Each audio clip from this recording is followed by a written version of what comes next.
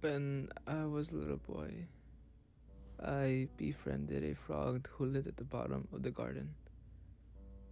I was 6 years old when my mom and I moved with Nana. Mom and Dad were always arguing, and sometimes there was hitting. So she took me and left. Nana loved us, but she also loved solitude. I could always tell when I asked too many questions or was playing too loudly. So I take myself outside, weather permitting, and I just leave her in peace. That's how I met Solomon. It was many years, but this is how 6-year-old me remembers the experience. Mom was at work. Nana had her feet up smoking a cigarette as she watched morning television. I was playing on the floor with toy cars, and I'd received a road mat that previous Christmas, and despite it being now summer, I still wasn't bored of it. I pushed the cars around the Princess City making sound effects. Ben said Nana, not angry but stern. I looked up, her matter-of-fact expression telling me everything. Sorry, Nana, I said. She smiled and it warmed her. It's alright, sweetie. But Nana's trying to watch telly. I nodded. I think I'll go play outside. Alright, come here, she said in a cloud of smoke, planting a big wet kiss on my cheek. Don't go near the pond, remember? I won't, Nana, I said as I wiped my face. One thing about living there was I had no friends. There was no kids anywhere near our house. I had started primary school, but the few kids I played with there lived too far away, so I had to entertain myself. It was a great garden. Lots of space to run around, roll around, climb trees. There was even blackberry bush. Nana said I was allowed to eat a few a day, but I had to wash them first because of bugs and bird poo. You also have to be very careful when picking them because they grew on thorny stalks.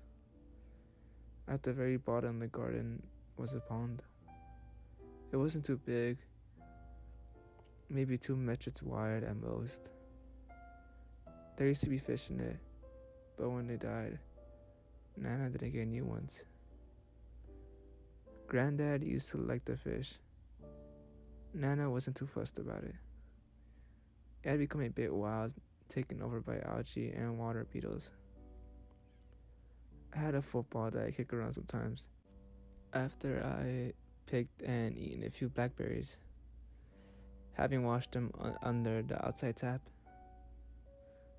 I looked around for it. It was floating on the surface of the pond. Oh no, I said to myself, like it was the end of the world.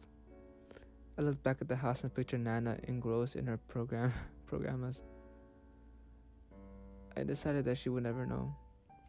It was too far to reach by my hand with my little arms, but a long stick would help. There were plenty of those to be found, so I grabbed one and stood about a foot away from the edge of the pond. It had a kind of swampy, humid smell to it. There were sections where the algae separated and there was an abundance of life to be seen. Lots of tiny creatures swimming, wriggling, and squirming. Very few kids had the ability to think logically, or that's my excuse anyway. In hindsight, I should have just laid on my front just to take away any danger of falling in. I think in my head I didn't like the idea of my face being too close to the water. It looked kinda gross. So foolishly, I tried to reach it by bending over and stretching my arms, and that's when I toppled over. Up to that point, I'd never been to a pool. I'd never even been to a beach, and never paddled in the sea. The biggest expanse of water I'd ever been in was the bathtub. I couldn't swim. The most frustrating thing about how close I was to the edge is just how I tried to stay my head above the surface. But my legs kicked out, and my arms failed. It's crazy how quickly your energy drains. I tried to scream for Nana, but I kept swallowing mouths of stagnant and lukewarm water. I panicked, my head dropping below the surface. I emerged briefly, feeling clumps of algae stuck to my face before going back under. Eventually, it went dark. And then it wasn't. I was choking up water laying a few feet away from the pond, soaking wet. I took in deep, long breaths as I stared into the bright blue sky. I closed my eyes and started to feel tears coming on. Then came a voice. "Don't cry, little one." It sounded like a man, but it wasn't like a deep voice like my dad's. It was soft and kind. It reminded me a little of my teacher, Mr. Woods. He always sounded cheerful. I turned my head from side to side, perched on my elbows. "Down here." There was a frog sitting on my chest, softly croaking. Just a normal greenish yellow frog with molted skin. Its mouth was kind of upturned into a smile. A water bee was scurried in front of it, and its tongue quickly flicked out to eat it. "Excuse me," it said, swallowing it down. I sat up and it hopped off my chest.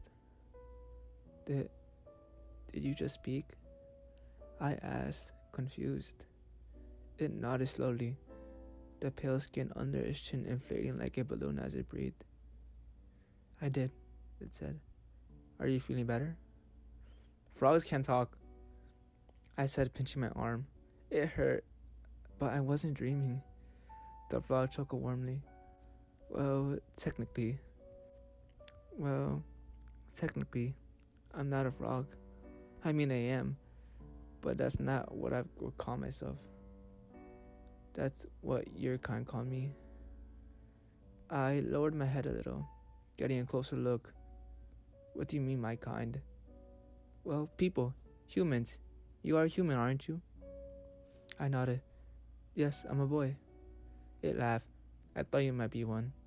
Do you have a name, little one?" I nodded again. "Ben." "What's your name?" "Nice to meet you, Ben." "I don't have a name, Sally." I frowned. "Why not?" Its front legs moved slightly like a shrug. "It's just not something we do, as far as I'm aware. I'm the only one of my kind who can talk like this. My mother couldn't have given me a name if she tried." "How can you talk?" I asked inquisitively, shifting down lower. I laid on my front and put my hands under my chin. It shook its head. "Sometimes, strange things happen in this world that can't be explained. I'm one of those strange things, I guess. If you're the only frog that can talk, that means you're special." Its little mouth turned up at its corners. "That's a very sweet way to put it. Thank you, Ben. I can tell that you're very special too." I shook my head. "No, I'm not. Everyone who I know can talk." The frog laughed warmly. "Oh, Ben, that's not the only thing that makes something special. You're special in other ways." "Like how?" "Well, maybe you're special because you can hear me." I looked up to think about it, then nodded. "Maybe you're right. I've never ever heard of anyone who can talk to a frog before. Honestly, I don't think many can." I got a little closer. "Can I touch your skin?" Its mouth opened as it laughed. "Why on earth would you want to do that?" "My friend Henry Collins said frogs feel slimy." "Well, that's just rude," it said. "I'm sure this Henry Collins is slimy himself." I laughed, shaking my head. "No, silly, he's like me. For all I know, you're slimy too," it said. "I'm not." "Feel." I held out my hand palm side up, just in front of it. It hopped a little closer, then one of its webbed feet pressed down on one of my fingers. There was a slight cool sensation. Well, definitely not slimy, it said. See, I told you. Now it's my turn. It's sad. Very well, but be gentle. I'm a lot smaller than you. I will. I stroked its back with my forefinger. It shook its body like a little happy dog. Oh my, that tickles a bit, it said, laughing. I wouldn't say you're slimy, I said. I'm certainly glad to hear that, said the frog. But you feel kinda wet, a bit squidgety. It gasped. Well, sorry to tell you this, Ben, but you're a bit squidgety too. I laughed and rolled onto my back. You're funny. The frog shook its head, but smiled regardless. Oh, to be a child. Ben, came a loud voice from behind. It was Nana, standing on the back doorstep with a cigarette. My heart jumped a little as I sat up. Yes, Nana? I told you to stay away from that pond. I looked back. I was a few feet away from it. I'm not that close, Nana. She took a drag and blew a big cloud of smoke. I don't care. Get away from it now. Then she went back in the house. Oh dear, said the frog. I might have just gotten you in trouble. I shook my head. No, I did that to myself. I was silly and fell again because I was too close. I paused and got lower. Again. Wait, did you see how I got out? The frog shook its head. Can't say I did, but I'm glad you're right. I accepted it as just one of those things. I better go or I would be in trouble. I sat up. Are you always here? It nodded and turned its head to the paw. Yes, that's my home. Please come see me again sometime. I nodded. Definitely. But I have to be careful so Nana doesn't see me. It laughed warmly again. I understand. Just to be safe, maybe it's best if you don't tell Nana or Mom or even Henry Collins about me. They might not understand. Does that sound reasonable? I nodded. I don't think anyone would believe me anyway. It gave me a slight nod. I think you're right. I got up to leave, brushing bits of grass off my face. My clothes were already drying due to the temperature. Ben? The frog said. I looked down. Would you do something for me? I nodded. Sure. I don't think it would be too difficult for you, but I'd love you to give me a name. You mean I get to decide what your name is? I said excitedly. It nodded. Absolutely. I really like that. Unless you're going to call me something silly like Froggy or Hoppy. I wouldn't like that. I laughed. I won't, I promised. Good. Well, next time we see each other, hopefully I'll have a name. I nodded. You definitely will. I'll think really hard about it. I look forward to it too. Goodbye for now, little one. I waved. Bye, Froggy, I said, giggling. It shook its head, but laughed along with me. Oh, Ben, you're really something else. A few weeks passed. I spent plenty of time in the garden, sometimes near the pond, but I didn't see the frog. It was a little disappointing. One day, I came home from school. Mom couldn't always pick me up, so it was unusual for her to arrange a taxi to collect me. I walked through the front door and could hear sniveling. Mom? Nana? I called. In here, darling. I heard Mom say from the living room. I walked in. Her eyes were puffy and red. She held a scrunched tissue. What's wrong, Mommy? I asked. She held out her open arms and I accepted them. Feeling my eyes fill up. Part of me knew already. It's Nana, she said, as she hugged me. She's gone to heaven, darling. The house felt different without Nana, But no matter how much Mom cleaned around, there always seemed to be the smell of cigarette smoke. It wasn't unpleasant. It offered a strange kind of comfort. It was almost like she was still there. Mom and I were lucky to have the house. It was paid for in full, but Mom still had to work. Sometimes I'd have a babysitter, a nice lady called Sarah, who lived in one of the nice houses down the road. But sometimes that wasn't an option. I know she felt terrible about it, but my mom would leave me on my own on those occasions. Promise me you will be a good boy, she said. Don't do silly things. Be safe. I'd always promised that, and I always meant it. On one of those days, I was playing in the garden. It had been maybe a month since I seen the frog, but I was so happy when I heard his soft little voice. Ben! He was sat around a foot from the edge of the pond. I ran over excitedly. Whoa, slow down, little one, he said. Be safe, remember? We don't want you falling in again. I slowed to a normal pace and nodded, sitting cross-legged in front of him.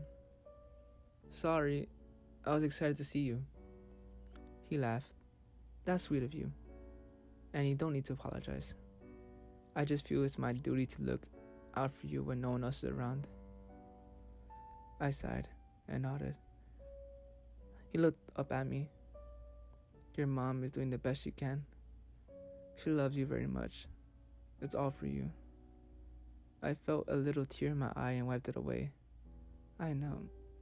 It's just sometimes I miss her, and I miss Nana. The frog hopped closer and leaped onto my knee. It made me smile.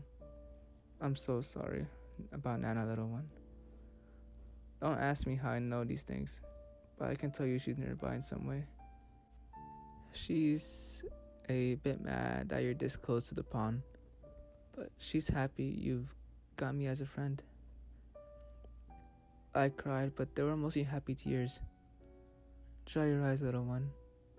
You've got a big job to do today, you know that? I shook my head. No, I already tidied up my room. I washed my cereal bowl. I picked up my cards from the floor. The frog laughed. No. I'm not talking about boring jobs like that. This is a very important and meaningful job.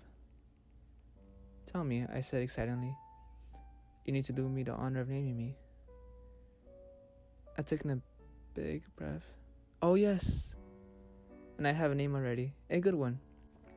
Its little mouth smiled again. Oh my, I can't wait to hear it. My Nana and I used to watch a particular film together. Quite a lot. As a kid, I loved it. I need to remember that I was a kid because it's a bad film. But kids aren't as critical and cynical as adults. They can't see past the flaws and focus on the best bets. That's my excuse anyway. King Solomon's Mines. I only a shameless Indiana Jones ripoff, but shockingly bad all around. It was my Nana's favorite film, mainly because she thought Richard Chamberlain was so handsome. Sometimes it got a little inappropriate, but being a kid, it would go straight over my head. I loved your grandfather, but the things I let him do to me. Little did we know then that my Nana would never stand a chance. I loved the film for very different reasons. Not only because it was our film, but for the sense of adventure. I didn't understand a lot of it, but I enjoyed it nonetheless. At the time, it seemed like the only fitting name, and it would honor my Nana's memory. Solomon, I said with a smile. I'm naming you Solomon. My frog looked at me curiously, turning his head from side to side. Solomon. Then it smiled. It's perfect. So now, I clapped my hands. Yay, I'm so happy you liked it. I never doubted you, he said. I'm proud to call myself Solomon. So now if anyone asks what's your name, you can tell them. He nodded. I can indeed. Though I don't think that opportunity will ever come up very often. You're still the only thing I've ever spoken to. I gently stroked his back with my finger. He closed his eyes with a smile. Do you think you'll ever talk to anyone else? He looked up at me. Honestly, I don't think I'll ever meet anyone else special enough. A few days went by, and seeing Solomon was a given. I was happy to have him as a friend. I appreciated him that he never treated me as a child. He told me things as they were. Truth that most adults would hide or sugarcoat. But I always felt he had an underlying responsibility to look out for me. I was a child, and I could act like one. One day we were chatting about school. I was laying on my back and Solomon sat on my chest, like the first day I met him. He cut me off mid-sentence, tapping his little wet foot. He turned his head to face the house. Sorry, little one. Something's not right. I pursed up on my elbows. What is it, Solomon? I could see a change in Nick's expression. He looked concerned. He had this amazing ability to show emotions like we do. Ben, someone's coming. Someone you recognize. I need you to know that whatever happens right now, you'll be safe. Do you understand me? I sat up, and Solomon leaped onto the grass. You're scaring me, Solomon. I don't mean to, little one. It might get scary, but believe me, you'll be safe. My breathing started to get heavier, and I felt butterflies in my stomach. Solomon hopped closer and rested a foot on my hand. Look at me, Ben. I looked down, my breathing stuttering. Do you trust me? My lips trembled a little, but I nodded. I did trust him, as much as I trusted my mom or Mr. Woods. Good boy, he said. I heard a loud noise come from inside the house. It made me gasp. Remember, you'll be safe. I'll always be honest with you, but you need to go see who it is. I sniveled a bit and nodded, standing up slowly and turning to the house. I started walking. I'm here, little one, he called from behind. I walked closer to the house, hearing the sound of furniture moving around. Every now and then I heard an expletive. I did recognize the voice. It was my dad. I hadn't seen him since we moved into Nana's house. I didn't want to. He wasn't nice to Mom. I walked into the back door into the kitchen, following the sounds of disturbance. They took me to the living room. He was rummaging through the drawers. It took him some time to notice I was there. He jumped when he saw me. Jesus fucking Christ, Ben. My hand shook a little. I didn't like when he used bad words. What are you doing here? I asked, my voice wavering. He shook his head. Hello to you too, boy. Where's your mother? She was at work. I couldn't lie and say she was home, so I said nothing. He laughed. She's not here, is she? That worthless bitch left you on your own. That's negligence. Leaving my fucking son unsupervised. Who does she think she is? Stop saying bad things about Mom, I shouted, my whole body trembling.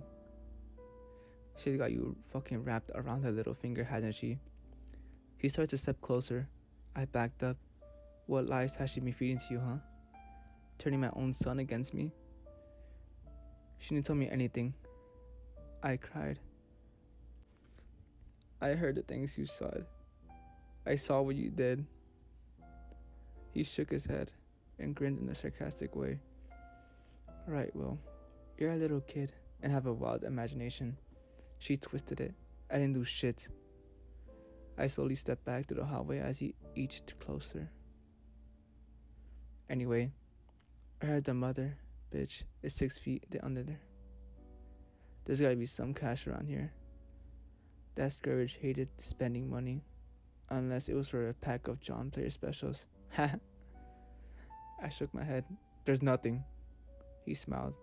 Well, I'll just have to keep looking on my own then. There's nothing, I shouted. Stop saying bad things, get out. My phone was on a little table by the staircase. It was just behind me. I ran to it and started dialing 911. It was a rotary dial, and each 9 took forever to make its round. I barely managed 2 before he snatched it out of my hand. "You little shits," he sneered, pushed me back against the staircase. "What the fuck do you think the police are gonna do? They'll take you away. Is that what you want?" I started crying and hit out at him, but he just laughed. "I hate you," I sniveled. "I wish you wasn't my dad." As if by magic, a sound of sirens could be heard in the distance.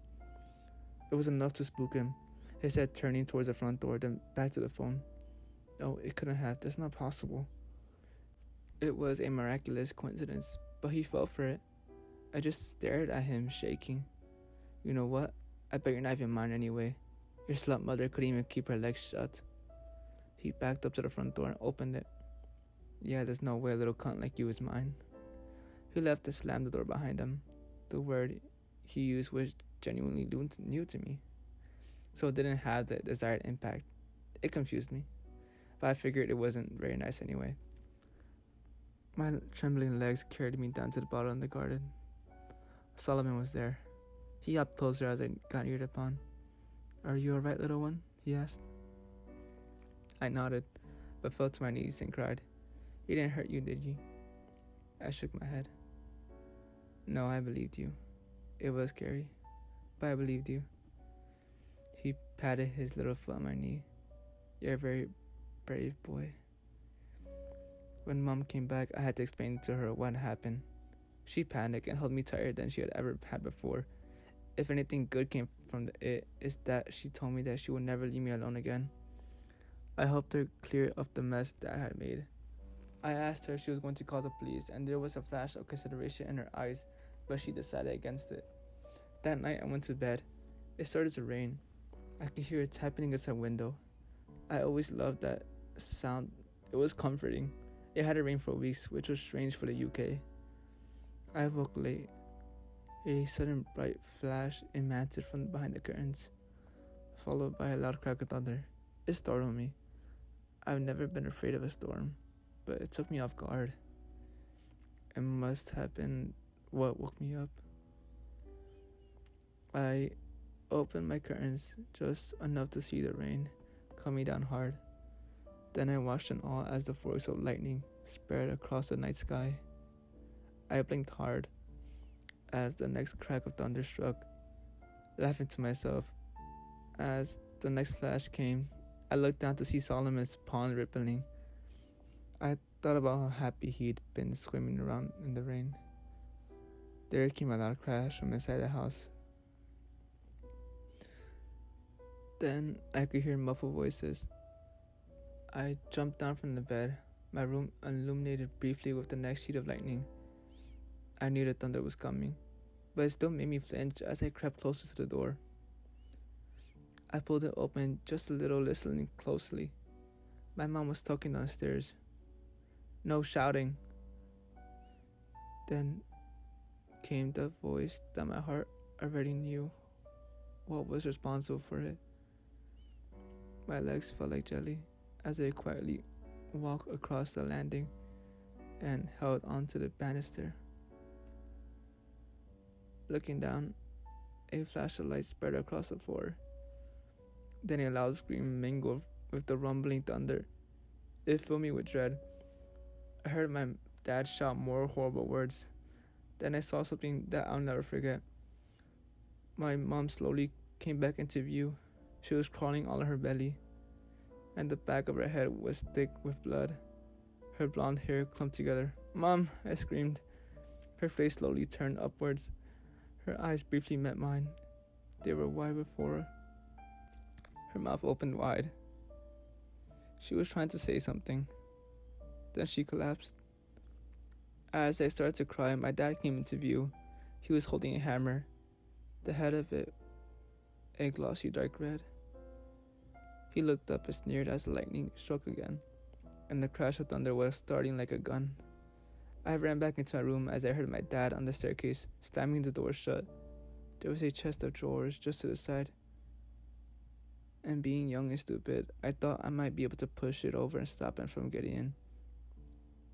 The reality was, it didn't move an inch. He burst in, making me scream. "Time to be with your whore mother." He snarled, swinging the hammer down. I managed to duck out of the way, and it smacked into the side of the drawers. I was on my hands and knees crawling to my bed. I wanted to go underneath, like it would fool him. That silly childish logic. I didn't get far though. He picked me up by my Thomas the Tank Engine pajamas. He held me up by one hand and the other holding the hammer high. The lightning revealed the strands of blonde hair, matted to the head with blood. He grinned in such an evil way, hateful way. "You know how I know you're not really mine? I have no problem with bashing your tiny little skull in." I grabbed onto his wrist for support. His clenched fist was just in front of my face. I wanted to try and bite it, but I knew I couldn't reach. So I did the next best thing. As the hammer rose high, I kicked out as hard as I could with my left foot. I had good between the legs. The pain I felt in my bare toes were excruciating, but it paid off. He dropped me and fell back, groaning as he let go of the hammer and held his crotch. But of all the places he could have rested, it had to be against the door. I jumped on my bed and threw my curtains open, scrambling to the window. My dad was moaning behind me. "You little fucker," he said. It was a pitch higher than my normal. The windows opened outwards. My face splashed with rain. I looked down and could just make out the roof of a little extension. That was the part of the kitchen.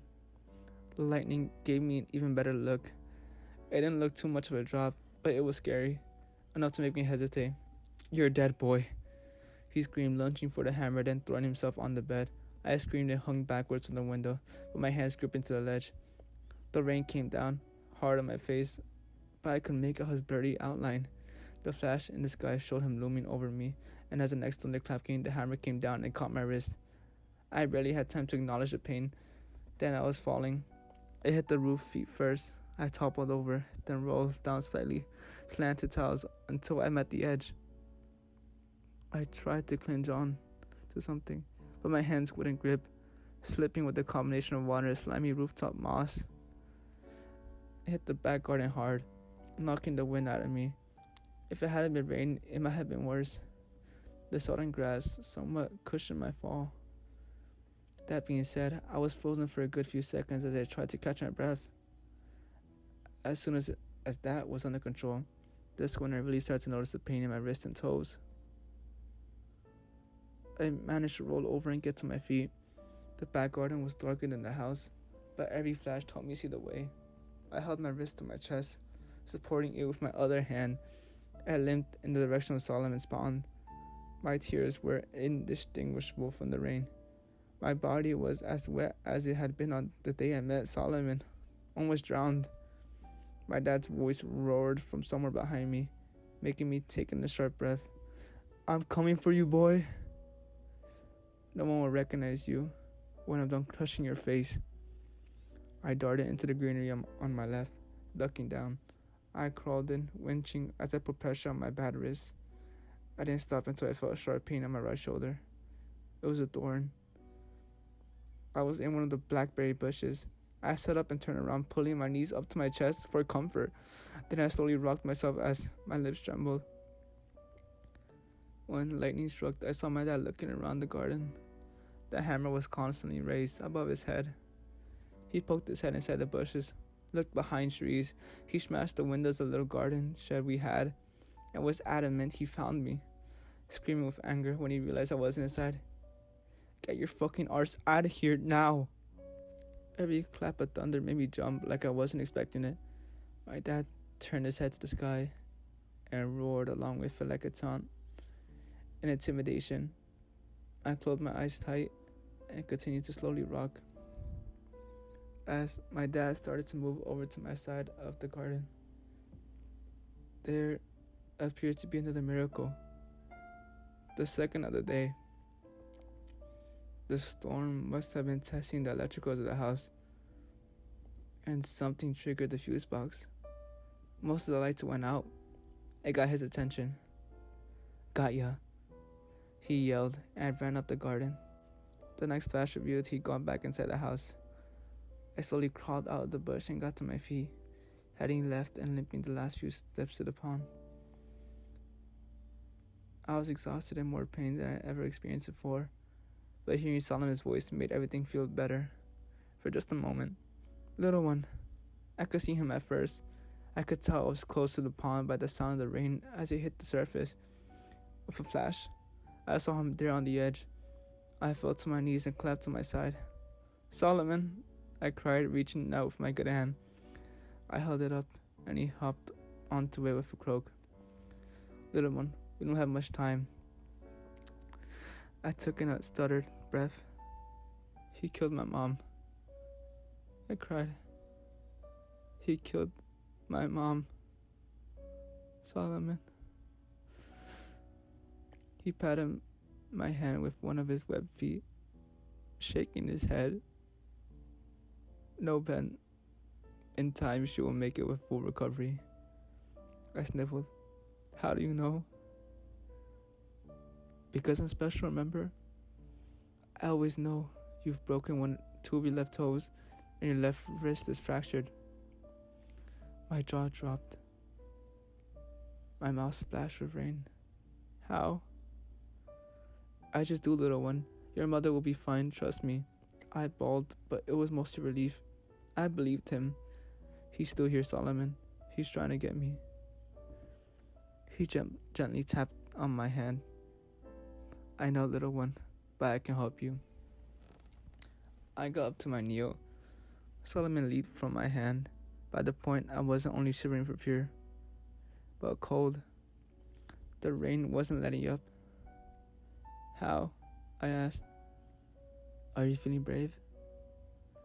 I shook my head. "No, I'm scared, Solomon. He's going to hurt me like he hurt my mom." He hopped closer and patted my knee. "I won't let him, Ben, but I need you to be big, brave boy. Can you do that?" I looked over my shoulder. The house briefly illuminated in a flash. Then the lights went back on. It made my heart jump. "Please, little one, be brave." I turned back and nodded, but I didn't feel brave at all. My stomach churned. What should I do? "Something scary. I need you to bring your father to me." I held my bad hand to my chest. "How, Solomon? He'll hurt me before I had the chance."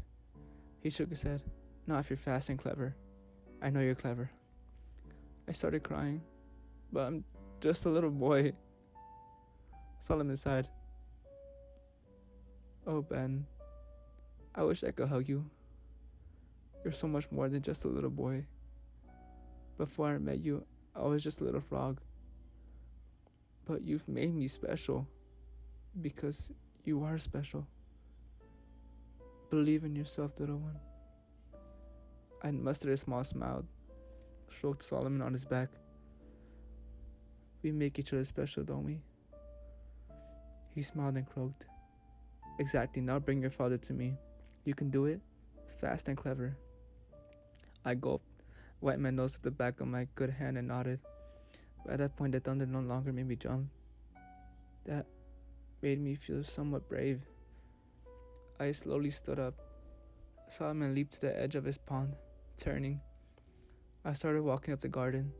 The soft, wet ground squidged between my toes and soothed the broken ones a little.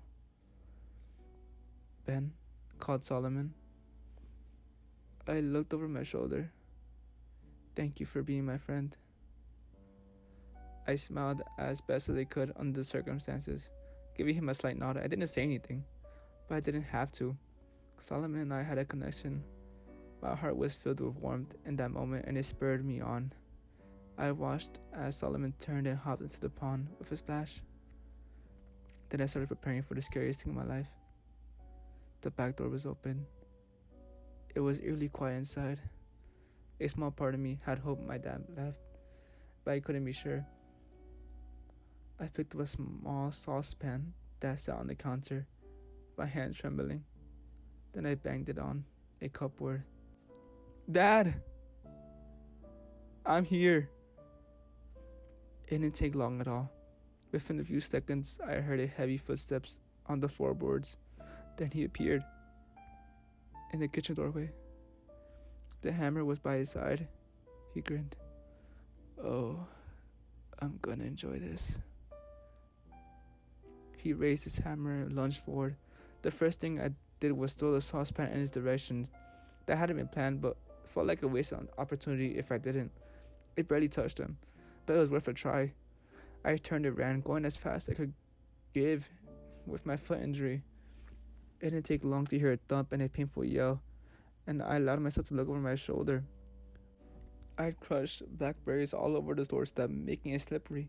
My dad was laying on the ground, writhing around it. He had given me a small advantage.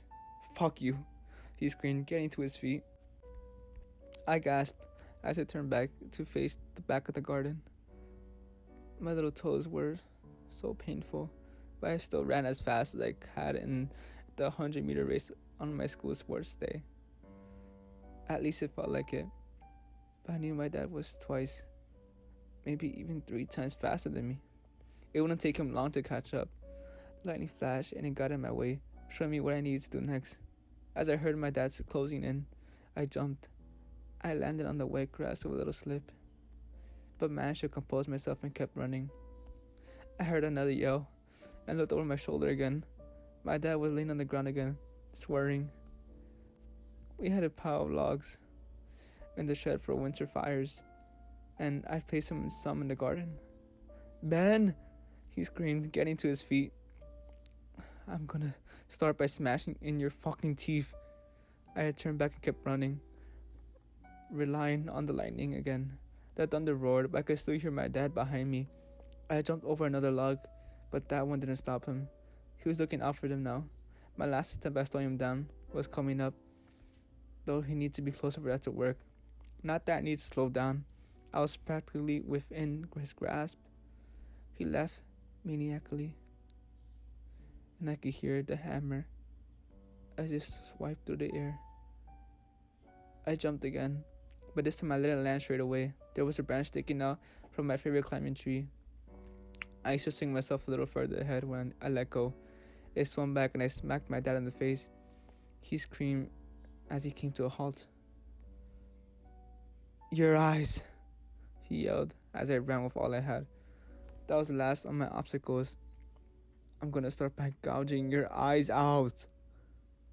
I felt panic rising inside as I sprinted the final stretch to Solomon's Pond. My bad hand clenched to my chest, feeling my heart beating hard beneath it. My dad wasn't too far behind, and there was nothing between us. With a flash of light, I saw the pond. But I saw something else that gave me a little fright. Protruding slightly from the surface were 2 big glowing eyes. Then they raised up slightly to reveal a wide mouth that was upturned in the corners like a smile. As the thunder rumbled, I heard a deep croak, and the pale flesh below the mouth inflated immediately. The eyes were fixed onto mine, and with a final flash of light before I reached the pond, the large head motioned to the sky. I understood. My dad had stopped speaking hateful words, and instead screamed in a constant fit of rage. I took a deep breath and leaped as my toes reached the edge of the pond, landing in the middle of the squidgy wet head. It flicked up slightly to spring me to the other side, where I landed straight on my arse. I had just enough time to return and see my dad's terrified reaction as Solomon emerged from his pond in a geyser of water. Solomon roared and shot out his large tongue. It wrapped around my dad's ankles to pull them over. I watched him in disbelief as he dropped the hammer and tried to claw at the soft ground. Solomon began to retreat back underwater. My dad's screams were more terrifying than the disturbing threats he'd hissed throughout the evening. All I could see was the very top of Solomon's head as my dad was pulled into the water. His lower leg submerged. "Help me!" he screamed, his hands tearing at patches of grass.